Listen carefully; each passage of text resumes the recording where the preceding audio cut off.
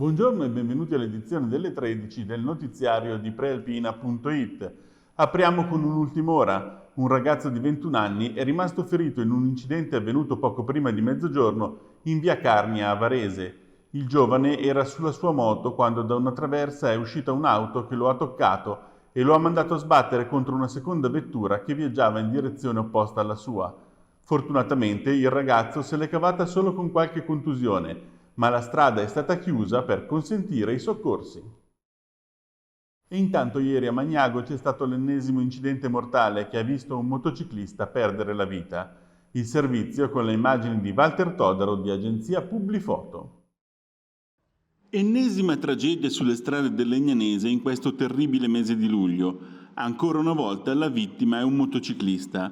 L'ultimo schianto fatale è avvenuto ieri a Magnago in via Carroccio, quasi al confine con Banzaghello, dove ha perso la vita Fabrizio Critelli di 48 anni. La moto sulla quale viaggiava, una Aprilia, per motivi in corso di accertamento si è scontrata all'altezza dell'incrocio con via Togliatti contro un furgone Peugeot usato per le consegne e guidato da un 22enne di origini pakistane. L'urto è stato violento e il 48enne è finito a terra perdendo subito i sensi. Subito le sue condizioni sono apparse gravissime. Sul posto è stata prontamente chiamata un'ambulanza della Croce Rossa di Busto Arsizio, accompagnata dall'automedica. Viste le ferite riportate, è stato allertato anche l'elicottero dell'elisoccorso di Como. I soccorritori hanno cercato disperatamente di rianimare l'uomo, che risiedeva a Vanzaghello, ma purtroppo hanno dovuto presto desistere. È spirato poco dopo. Mio papà Gianni ha avuto una grande fortuna: vivere gli anni d'oro del calzificio Malerba, l'azienda di famiglia. Il figlio Fabrizio ricorda così Gianni Malerba, fino agli anni 90 direttore tecnico dell'azienda con il fratello Giorgio, e che si è spento ieri a 94 anni. Era malato da tempo. La Malerba non aprì a Varese, bensì nel 1926 a Castiglione dello Stiviere, in provincia di Mantova. Durante la Seconda Guerra Mondiale ci fu il trasferimento in città e quindi in via Gasparotto, dove oggi sorge la nuova Esselunga. È stata uno dei capisaldi dell'imprenditoria varesina. I carabinieri di Gallarate hanno eseguito un divieto di avvicinamento nei confronti di un pizzaiolo egiziano che a marzo è stato lasciato dalla fidanzata italiana con cui stava da 2 anni. Il 39enne, almeno durante il primo mese di abbandono, non è proprio riuscito a elaborare il lutto. La ex, fino a tutto aprile, ha dovuto così incassare insulti e minacce, ma la conseguenza peggiore è stata a livello lavorativo.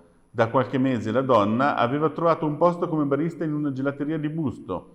L'egiziano, martellante come spesso capita agli uomini rifiutati, non le dava tregua nemmeno quando era dietro al bancone. Erano continue telefonate, anche anonime, che arrivavano in negozio e molto spesso era il titolare a riceverle. La ragazza gli aveva spiegato di essere bersagliata dal suo ex, quindi il proprietario dell'attività era al corrente della difficoltà in cui si trovava la dipendente, e quando si è trattato di trasformare il periodo di prova in un contratto a tempo indeterminato, il gelataio, preoccupato del rendimento della donna sotto stress e degli eventuali risvolti sull'immagine e l'ordine del locale, è stato molto chiaro: non ti assumo, devi prima risolvere i problemi che hai con il tuo ex.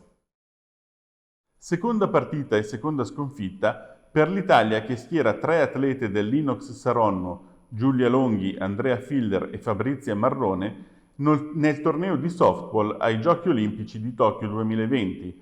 Le azzurre stamattina hanno perso 1-0 contro l'Australia in una gara giocata a Fukushima, dove ieri erano già state sconfitte dagli Stati Uniti, quella volta per 2-0. Bene, con questo è tutto. L'appuntamento con le informazioni di prealpina.it torna questa sera alle 19. Buon pomeriggio!